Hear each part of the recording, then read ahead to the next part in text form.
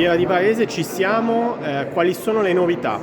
Allora, intanto la novità è che ci siamo, che torniamo, è la 45esima edizione. Quest'anno abbiamo un partner d'eccezione che è Alfa, perché il tema della manifestazione quest'anno è l'acqua, come sapete è un tema abbastanza caldo.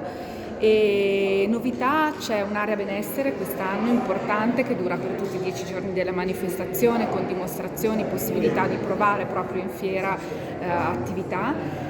Novità è la struttura della fiera. Quest'anno ci sarà un padiglione unico, molto più grande rispetto agli anni precedenti, quindi con un percorso diciamo un po' più pratico, quindi anche questa sarà una cosa interessante. Ci sono comunque più di 100 espositori, ci sono eventi, quest'anno abbiamo degli incontri con i comici che arrivano direttamente da Zelig, abbiamo le fontane luminose il primo weekend per la grande apertura della manifestazione tutte le sere con 3 spettacoli.